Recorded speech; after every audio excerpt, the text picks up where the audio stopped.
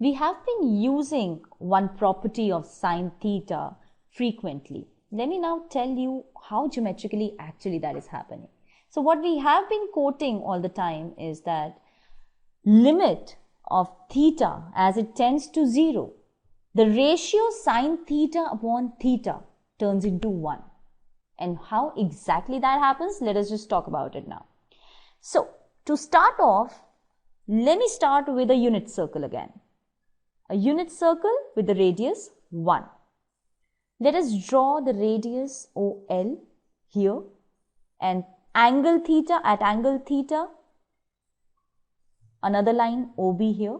Okay, so I have OB, OL, both are 1, right? Let me draw a perpendicular coming down from B. So here you have your perpendicular coming down from B. Okay, at point A. So AB is the perpendicular, AB is perpendicular to OL. What do you think will be the length of AB? What do you think is AB? Now in the right angled triangle OAB, in the right angled triangle OAB, using some trigonometry, what do we know? Perpendicular AB, hypotenuse OB, and base is essentially OA, right? Now perpendicular upon hypotenuse is sine theta. Perpendicular is AB. AB is the perpendicular line, okay? And hypotenuse is OB, which actually equals to 1 because that's the radius of the circle, right? So that implies that actually AB would be nothing else but sine theta, right? So what is AB? AB upon OB equals to sine theta, and hence AB equals to sine theta because OB equals to 1, the radius of this unit circle. Now what are we interested in? We are interested in the ratio of sine theta and theta. Now let me give you an interpretation of this theta. Now theta is nothing else but the proportion of 2 pi, right, of 360. So a circle, the 4 quadrants add up to the angle 360, and theta is nothing but the proportion of that circle, okay? So that means the arc length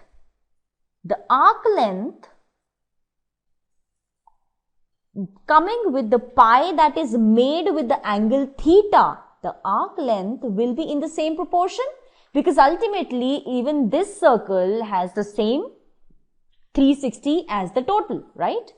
So this arc length will also equal to theta. So that means the arc length BL in my original diagram, this arc length BL is nothing else but theta, okay?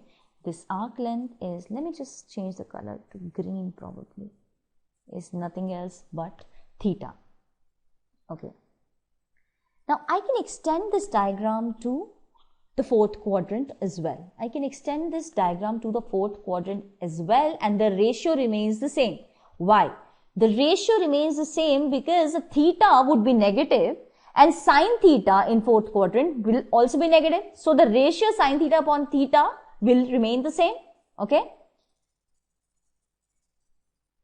So adding up another theta in my original diagram. So I make another line OC,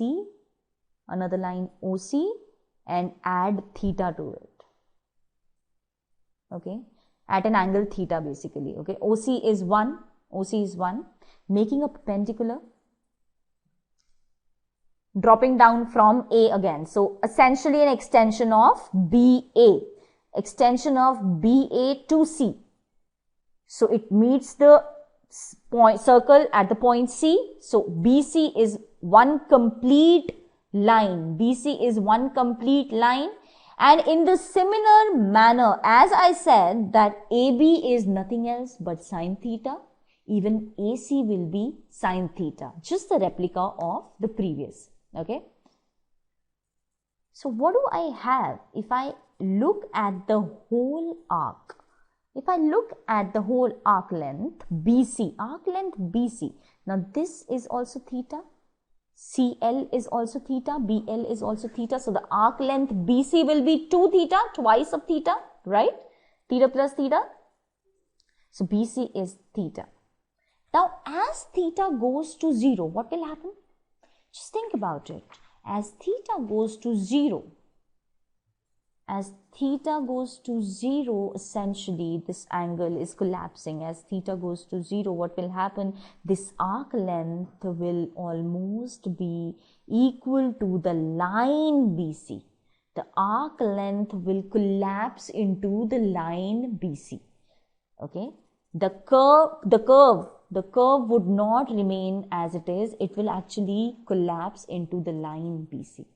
Okay, so what will happen as theta goes to 0? As theta goes to 0, arc length BC will equal to the line BC, the line length BC. So that means 2 theta will equal to twice of sine theta.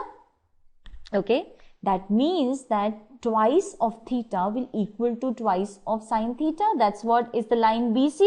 It's twice of sine theta. What we essentially are trying to say is the ratio between sine theta, 2 sine theta in fact, and twice of theta will almost be 1, because they will be almost equal. So when two things are equal, when x equals to y, then basically what we are trying to say is the ratio between x and y is 1. Because they're equal, right? So twice of sine theta upon twice of theta is almost equal to 1 as theta goes to 0, and hence sine theta upon theta is equal to 1. That's the meaning of this identity that we use. So what we are trying to say is that when you have short arcs, okay, when you have short arcs or curves, they are almost straight. When you have short curves, they are almost flat or straight, almost approximation of the line joining the end of that arc, okay, the two ends of the arc. So short curves are almost like a line. So that's what this identity is actually telling us.